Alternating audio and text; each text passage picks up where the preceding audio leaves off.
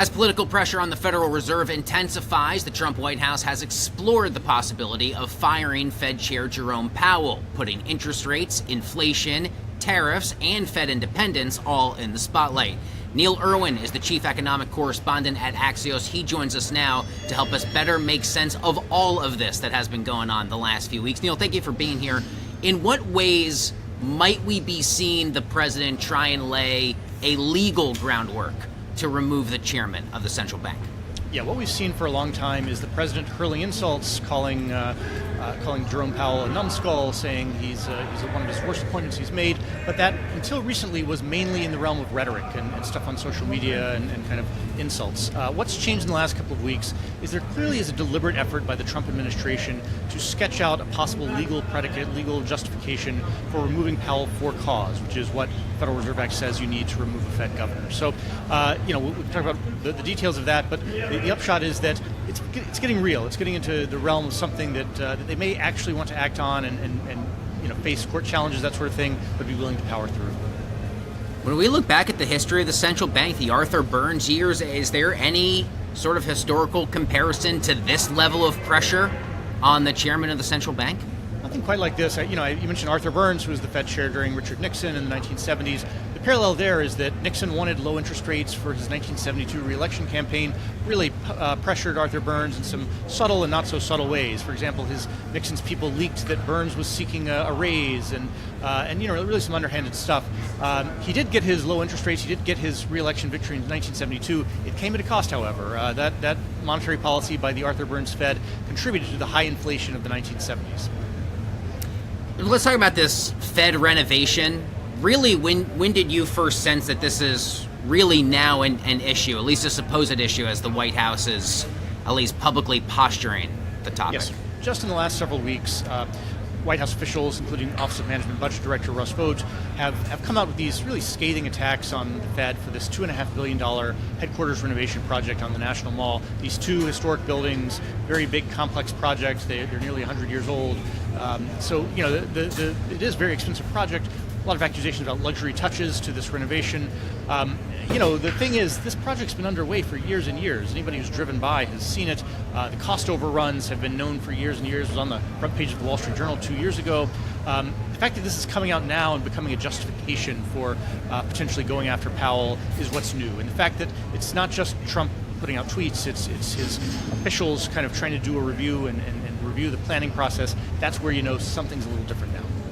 Yeah, there's a group involved with all this. It's probably not a household name. It's called the National Capital Planning Commission. It is typically comprised of people like architects and archivists, historical archivists. What does that commission look like currently? Yeah, this commission that's basically in charge of all Washington, D.C. real estate around the historic National Mall and the kind of really historical part of Washington, D.C. As you say, it's planners, it's historical preservationists. It's not normally political in the way it works, but Trump has stuffed this commission with people from his own White House, with the staff secretary of the White House. That's a very unusual set of moves. These are busy people who aren't architects. They're busy running the government. Now they're on the National Capital Planning Commission. It's clear the reason is because he wants them to go after the Fed for not going through all the hoops they might have been supposed to go through to make changes to their project. Again, part of this effort to find a pretext to fire Powell for cause.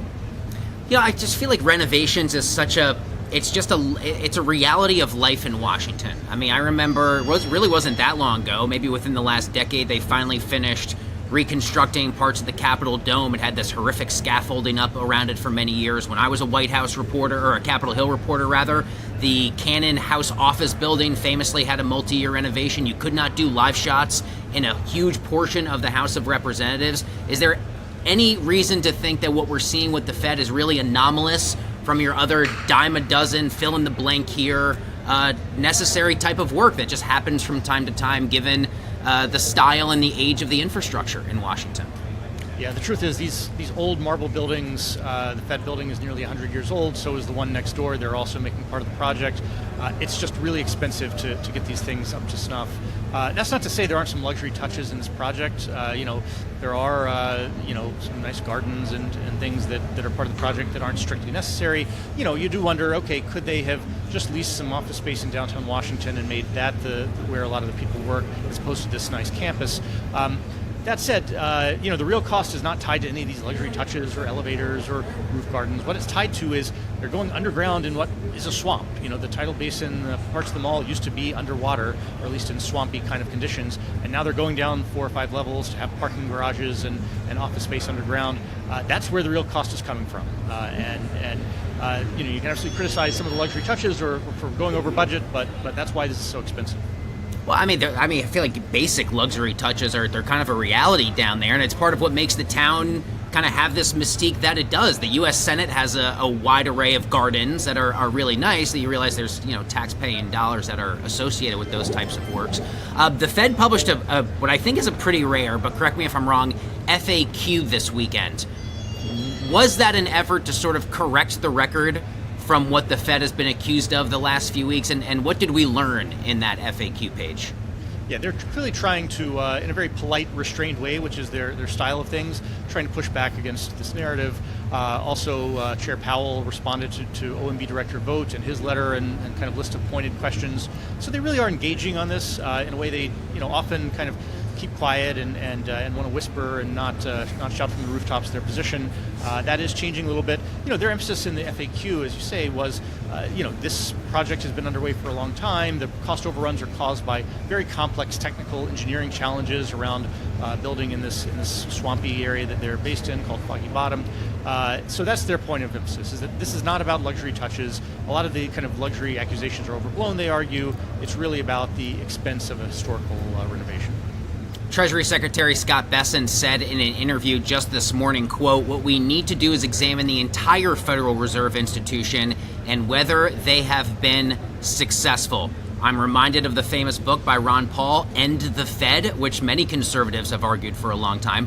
What possibilities might be explored in terms of a true institutional overhaul of the Fed?" Yeah, it looks more and more likely that whoever Trump appoints to lead the Federal Reserve after Jerome Powell is going to be trying to do root and branch upheaval and change in how the central bank works. What exactly that consists of, we don't know. There's clearly a lot of skepticism of PhD economists and kind of thousands of staff members the Fed has to carry out its work. You could see layoffs, you could see reductions in force. Whether they try and change fundamental things about how the organization works, how it intersects with the Treasury Department and the U.S. government managing its debt load, those are things the president seems to want. Those are also the things that do risk inflation and risk giving up what we gain from an independent central bank, which is a central bank that, if inflation gets out of control, will step in to try and prevent that. What are you following in terms of a potential shadow Fed chair? What would that look like and how soon?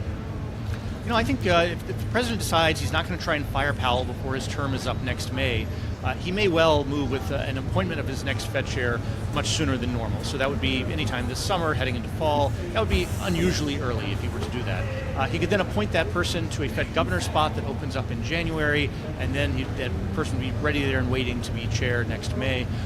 So the idea would be okay, you don't like Powell, you don't trust him, but if this new next Fed chair is out there saying, here's what my policy direction is going to be, then markets might start to price that in and might start to reflect what's on the way from the Fed.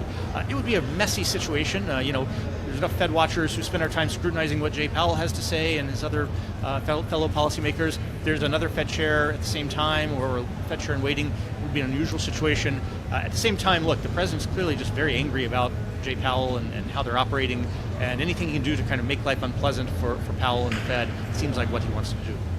The markets, I feel like, pretty clearly communicated to us last week what they think of prematurely ousting Powell. They sold off on reports that the president was going to do that. The president seemed to be aware of the market reaction. He then very quickly backtracked and said, well, I'm not really going to fire him right now. And then we saw the markets kind of rebound. Is that background force of the markets maybe something that could offer Powell a bit of protection in his role, seeing how markets did very quickly react intraday last week? Yeah, it is, and that's what we saw with some reporting over the weekend from the Wall Street Journal that Scott Bessent, the Treasury Secretary, has been the one essentially persuading Trump to not spook the market and not move rashly. At the same time, look, ultimately, it's not just about Jerome Powell. He's out next May regardless. The real question is what comes next, and is the next Fed chair someone who has credibility with markets, who's viewed as independent, who's viewed as willing to do what it takes to keep the economy on a steady state, or is it somebody who's just going to be reactive to whatever the president tweets, whatever the president says ought to be done at any given moment? That's the ultimate question, and that's where some of this shadow Fed chair stuff comes into play. Does the president pull the trigger sooner rather than later on announcing his appointment? And how is that person received by markets? What do they say? Do they calm the idea that they are going to not be independent from the elected branches? Maybe somewhat ironic if Bessent's the voice of reason, consider the fact that everyone knows Bessent would be on a hypothetical shortlist for the position after Powell. We'll see how this thing plays out. Yeah. And there's even been some discussion that could he serve in both roles simultaneously, Treasury Secretary and Fed Chair. That would be a very unusual situation. Kind of hard to argue there's independence from an independent Fed if they're also working for the Finance Ministry, the Treasury Department. Neil Irwin, Chief Economic Correspondent at Axios. Thanks for joining us to help us make sense of it. It's an important one. Really grateful for your time, Neil. Thanks.